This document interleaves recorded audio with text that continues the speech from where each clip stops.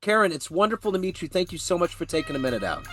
Oh, thanks so much for asking me. I'm happy to be here. Yeah, I am a creative sort myself, so I love getting into the creative arts. So, how did living through this pandemic affect your creativity and the way that you do things? Has there been a lasting impact? Oh man, the pandemic really had an effect in a lot of ways. I think it really called us to think creatively, right? In and of itself. For me, I was actually traveling, trying to figure out where I wanted to move next. I had been living without a permanent home, trying different places out for 8 months when it hit. And then suddenly I had to get like hunkered down and I came back to my hometown. And I was like, how am I going to do this? Well, luckily, I did already have an illustration company, which did not require me to be in person anywhere. Yeah. But one of the things that really started happening was I had started integrating doodling into my coaching practice because it was something that was transforming the way I thought about my art and my creativity so much. And I found during the pandemic that other people were interested in that sort of practice. Like, how do I be creative? How do I just do something? I'm bored. And so I started these doodle shops online, these weekly doodle shops. And it informed so much of now how I coach and work with people. This little simple tool, Yeah. really, really kind of dug into my life during the pandemic. So let's get to the heart and soul of what you do on a daily basis. I know neurodiversity is a part too. So if I put you in front of a bunch of third graders at career day and one of the kids in the back of the room is curious and was like, "Hey, what do you do for a living?" How do you answer them? One of the things I loved I worked as a teacher for a long time. And one of the things I love to dispel for kids is that you have to do one thing. Right. Like, like you can do so many things and your life can be full of a lot of different things. So, I illustrate those books that you like to read, but I also help other people. When you like to draw a picture and you get excited and you show it to people and they ask you what it's about, I like to help people do that because sad enough, adults kind of forget how to do those things. And when I help them to do those things, they get to express themselves again and they get to be excited about what they're creating again. And it helps them. It helps, how it makes you feel happy? It makes them feel happy too. So, Yeah. yeah, it helps us in a lot of ways to actually be creative. I read it. I read a article years ago about like seniors doing watercolors in senior living centers, and there was actual science that said that it would grow back like synapses that snapped, like it would regrow parts of their brain. It's amazing what creativity can do. It really does. It activates so much more of your brain. It integrates more of your brain. It also does stuff to your hormones, like it releases more of those calming hormones so you can think clearer and like act from a more rational space. And they think you think rationality and creativity are opposite sides of the spectrum, but they're not. They need to work together. Yeah. And it can help your brain to do those things. Yeah, it's pretty fascinating, the neuroscience. Abs- yeah, it totally is, and it's all scientific. So let me ask you this: what did you want to be in the third grade? What was your ultimate dream to grow up and become? An artist. I Okay, you did it. You did it. So take me back to your childhood. What were the foundational elements of being a creative? How did those get planted and harvested and grow into who you are today? I have a mother who loved coloring, so she bought us a ton of coloring books. And I colored and I colored. She still has coloring books and she still colors. It's awesome. Yeah. My grandmother loves to color. She's 92 years old and showing me her coloring pages. So it's kind of built in that way. I also have an uncle who is an artist, a visual artist. And so from a young age, he was someone I really looked up to and he taught me and he bought me art materials and he lived in Chicago. I lived in Cincinnati, but he was always sending me stuff and he was my cool Chicago artist uncle. Yeah. And then, yeah, I just really always pursued it in school and went to undergrad for it. And then for grad school, I really wanted to work more with arts organizations and stuff. So I stayed in the arts even in grad school. And it's Yeah. just been something I've always pursued in a million different ways. So what was the first thing that you produced and showed to somebody and there was a twinkle in their eye and you felt like, wow, that you were validated to a point where you thought, this is what I need to be doing with my life? Oh, the first thing. Oh, that's probably really like beyond my memory, honestly. I had what's coming up now right now though is I had this afternoon that I spent cutting up construction paper and I created a playground, like three-dimensional sculptural playground. Wow. And I created the little characters that like were playing on it. And I just remember taking it in and my mom being like, this is what you've been doing, and I'm like, it's really fun. And so I do still have that sculptural component in a lot of my work as well. And I actually concentrated on sculpture in undergrad even. So Very um, cool. yeah. So what art gallery? What's your favorite art gallery? What's a gallery that's brought you wonder and comfort in your life? Oh, I from so in high school, I took a program at the Art Academy of Cincinnati, and this isn't really an art gallery, it's the art museum here in Cincinnati, but I spent so much time because of that. At the time, the school was combined with the museum. Yeah. And so we would get these assignments and we'd have to go in and find stuff and just sit with art. And then again in college, you get these art history assignments and you go and you sit with the art. And I also went to college here in Cincinnati. So that place is a really special, and now I can walk to it from where Yeah. I am. So we go there a lot. They have these fun art after dark events, and it's just one of my favorite places to go in the city and be. And I know which rooms to go in to find my favorite art pieces. And one in particular I've always loved, which has moved in the time, is a Miro. And it's a huge mural and it was Yeah. curved, and it was originally created for this one restaurant and now it's moved, but I spent so much time in front of it and it's very doodly. Yeah. Like I always loved him. He's so playful and doodly. And now they've paired it with this wonderful Calder, who is also very a doodly sculptor, really, Yeah. That's But from a cool. young age, that one really influenced me. That's very cool. I remember years ago, I had a friend that was into Cristo. Are you familiar with him? The one that wraps everything? Oh yeah, Christo. Yeah, Yeah, yes, yeah. yeah. So he came to Kansas City, and we have this thing called Brush Creek. And I was a kid, and obviously I wasn't into art at the time because that's one of my originals. I paint too. So I've Oh, been, yeah. yeah. So I've been into art for a long time. But there's pictures where they show that he covered the whole thing, and it was it's still like such a intriguing, strange thing. But it's so fascinating how he would do that. Yeah, his whole philosophy was to conceal is to reveal. Yeah. Yeah. Yeah, yeah, Yeah. totally. And I Hmm. guess the other claims to fame artistically for Kansas City was Jackson Pollock went to the Kansas City Art Institute for a little while, and then Walt Disney he got his beginnings here in Kansas City. Oh, I didn't know that. Yeah, Oh, he grew up in yeah. a little town. I went to Disney World this summer, and his desk for he grew up in a little town called Marceline, which Hmm. is north of here, and they had his desk from when he was a kid, and he wrote his name Walt on it, and they had it actually down there in a exhibit. But yeah, he had a studio off in Midtown here in Kansas City, and it's wild. It's where it all began. Yeah. I So. love hearing that story. Yeah. Yeah, it was cool. So let me ask you this: who's been kind of a hero or a role model for you in your creativity and your kind of entrepreneurial ventures? A big influence for me is Sark. She is an artist writer. It stands for Susan Ariel Rainbow Kennedy. And somebody gave me a book of Sark's right before I graduated high school, Yeah, Inspiration Sandwich. And I was immediately captivated by it. Loved the colors, loved that she hand wrote everything, loved her little doodles. And also, like, one thing I love about her work is that it is very accessible and playful and fun, but deeply meaningful. yeah, And she's not afraid to talk about all kinds of things. She made me feel like I wasn't alone in so many ways. We all have these thoughts. Am I the only one who thinks this? Is my body the only thing that does this? Like all these thoughts. And she would just talk about them very openly in her books. And it inspired me to look up so many different poets and artists along the way. And I've just continued to collect her work, and watch her interviews and join workshops when I can. Because I think she also has this entrepreneurial spirit too, that I'm going to do this in my own way. yeah, Like she just decided she was going to live in this magic cottage, she called it, and then like write this poster a million times and sell it until somebody was like, oh, let's make a book with your stuff. And, yeah. so I found that to be really inspirational my whole life. And I still think she's a source of inspiration for me.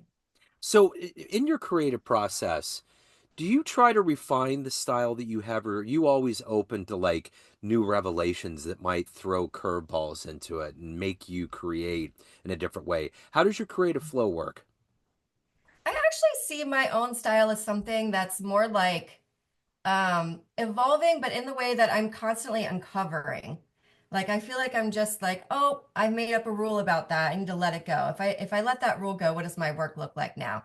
Yeah. Oh, there's another rule. Let's let that go. Now what does my work look like? So I feel like it's a lifelong process of uncovering what's Yeah. really true for you. And I tend to really look up to those artists like Sark or um, Quentin Blake, who did,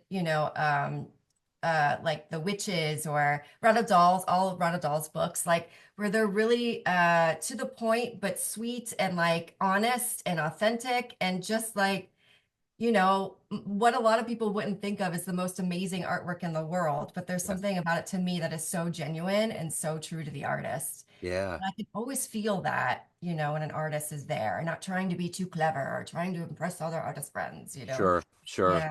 I was Mhm. thinking about that episode with Seinfeld where George Costanza did everything opposite. And I think it was the episode where his pants made that sound because he wore leather pants or something. But it's like, I kind of think like that. Sometimes you just wake up and you can just kind of say, you know what, I'm just going to look at it in a different way. Try to Mhm. process this and add to it because I think that's the continual evolution of being an artist is there's just a myriad as many ways as there is for the viewer to interpret your art, there's just as many ways that an artist can become a chameleon and grow and evolve. and and and look at more aspects of your life through that same lens. Yeah, That was a really big question that a mentor had asked me a decade or so ago. Like like I was going through a lot. It was a lot of high anxiety at the time and kind of freaking out about things. And it was a therapist, and he was like, tell me about how you make art. How can that be more like your life? And that just became this guiding vision for me and really is kind of what I think about a lot and invite my clients into, no matter how I'm working with them as well, because sometimes we think creativity and has to stop when we leave the studio or when we're not designing something and we don't take it into places that really need it, like our yeah, challenges yeah, or the way we're thinking about things or the way we're organizing our life, yeah. um, so really kind of breaking down those walls as well. That is such a good point. So, what is the motivation for you every day to wake up to do this work? What gets you out of bed, and not only to do this work that's affecting a lot of people and making people happy, but to evolve as a human being yourself? What is that collective gumption for you? I really believe that our creativity is our power, and it's our power, it's our agency, it's also our humanity. So Yeah, it connects us as human to human. We hear each other's stories, we feel each other's pain, we feel each other's joy. And that's an important part, again, of our power. That's how we think about, oh, I want my life to look different. Oh, I want this world to look different. And that doesn't necessarily mean that I think you have to be an artist who is an activist. That is one way that it manifests for sure. I got really into studying arts for social change for a while. But I think you make a difference and you're part of the revolution just by showing up and deciding you're going to still be a creative today and you're going to do things creatively and you're going to make whatever painting or music or song or book you want to write, you're going to make that happen because that has ripples. And it helps to infiltrate, messages that are really harmful and structures that are no longer serving us in our lives, in our yeah. communities, in our world. So I'm really passionate about creativity changing the world. That's the short answer. Yeah. Totally. I totally get it. So, as a creative, what's the best advice that you've ever gotten? The best advice I I think one of the things that can stop a lot of creatives, and I remember I read this, I can't even remember who wrote it. I read it somewhere, unfortunately, but I was about to have my senior thesis show, and I was a little bit nervous because there was work in there, and I knew people who were coming were going to see it, and I didn't know how they were going to feel about it. And there was this thing that I had read that said to be an artist, you have to be willing to take those risks. You have to be willing to upset people. You have to be willing. You cannot control them. You need to make the work that is coming through you. Yeah, And you're the only one that is, it's coming to you for a reason. Keep that channel open and do it. And it's you have to be brave, in other words. You have to be brave if you really want to harness who you are as an artist or as a creative person. You have to be brave if you want to suggest doing a program in your company in a different way. You have to be brave if you're a student and you ask your teacher to please explain it differently because my brain works different than you. yeah. Like you have to be brave and show up in that space and ask, and invite and express. Totally. Absolutely. So Mhm. speaking of youth, if you had a dream tonight, you ran into a 18-year-old version of you, and you could give that version of you a piece of advice based on this life you've lived, the wisdom you accumulated, what advice would you give that young version of you? Stop trying to please everyone. Yeah. I work with a lot of college students, and a lot of them they want to do well and they want to get all A's. And I was like, I tell them all the time, I get a lot less A's in college, and I would use that energy towards the things that mattered the most to me. Yeah. Like I do what I needed to do to get by in these other places because I need my degree for what I wanted to do, but I would prioritize my energy and my time very differently and not be so stressed. What how could that have changed what really mattered to me? Yeah. And so when you students say, "Oh, I got a C," I don't know. I'm like, "Good job." Well, I'll ask them, "Did that class really matter to you?" No. I'm like, "Yes." Then you got the Yeah. perfect grade. Yeah. Um, Yeah. so yeah, I would say to just really not try to make everybody or even all those societal messages happy. Sometimes Yeah. it's beyond the people in our lives, but more about this general, all pervasive feeling that we have to be good at everything all the time. Yeah. Yeah. And it just hurts us. It Yeah. hurts what you're trying to do. It totally does. So, of all of the pieces that you've created, I know as artists, we have soft spots for pieces that we've made that just for our personal reasons. What's that piece of artwork that you made that you still to this day look at and think it might have been a masterpiece or it was just monumental in your creative process? Mm. Well, okay, so I don't even have a picture of this one because it evolved into all kinds of things. However, this piece started me on a journey. I was actually in a ceramics class. I was doing ceramic sculpture. And the way you build in ceramic is you kind of have a base and then you build a wall and then you have another layer and then a wall. So it creates the structure inside of it, right? Yeah. And I was so frustrated. This piece was bleh. And I took an X-Acto blade and I went zoop, zoop, and and it opened it up and I saw these layers inside and I was like, "Oh, I want to put stuff in there. Oh, what's Yeah. in there? What's inside this thing?" Yeah. And it so blew up how I changed how I made sculpture and it created my whole thesis exhibit, but it also continues to be my work today. I want to know what's inside. I want to open it up. I want to find the treasures in there. I want the careful observer to be rewarded, Yeah. and that So you really is act fun. yeah, you accidentally opened up the metaphor, literally and figuratively. Yes. Yeah, that's cool. So of Uh-huh. all of these things that you've done and accomplished in your life, what are you the proudest of? I think I'm the proudest that I still feel really proud that I'm making a living with actually making art. I made a living for a long time teaching, and I still do that. I Yeah. still teach and coach. But to me, there's something really special that a significant portion of my regular income comes from me drawing and somebody buying it. Yeah. Yeah. And I hope to only grow in that, but also because what they're buying is something that's meaningful to them and that we co-create oftentimes when I do these stories, right? And so I love this interaction, this exchange we get to have, this conversation, and that what I make is something that touches them, and then they want to share it with other people. It's just such a joy. Absolutely. Mhm. What's the best fan letter you've ever gotten? Best fan letter I've ever gotten.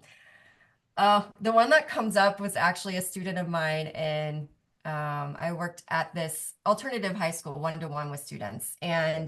And when she was leaving, because sometimes they just come there for a time and then go back to a normal traditional school, she wrote me this lovely letter, and each paragraph had a little gift that came with it. And I was like, she got everything I ever wanted to impart in her, like she got Yeah. everything that captured what was meaningful about our relationship. And it was just so special. I keep it right over here because I know it's not like because I'm famous and somebody saw me on the internet, Yeah. but somebody knows what I'm about. They Yeah. saw it and they got exactly what I came here to do. Yeah. And that's what I strive for. That's cool. So Yeah. everyone out there has a perception of you. Family, friends, fans, students, but you run the show. What's your perception of you? Who do you think you are? Uh, I'm a creative being. Like I just love color and I'm an optimist. I really believe that we have the power to create things that we want to create in this world, and we can do it. And I want to play there. It doesn't mean that, in fact, it means the opposite. Just like digging into that sculpture, it means getting into the dark stuff and the challenges. I like to Yep. think that I'm somebody who doesn't shy away from that. And I'll be there with you doing it, and I'll be there with myself, and I'll find the way to do it with me too.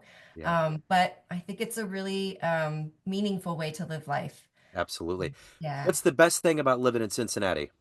The hills, the Yeah. views. Yeah, I love it here. I lived in Chicago for most of my adult life, which I adore. I Yeah. adore Chicago, but I always miss the hills. Wow. I love the Ohio River Valley. I live really close. I can walk to the river in 2 minutes right now. Yeah. And I love it. I love the trees and the hills and the nature.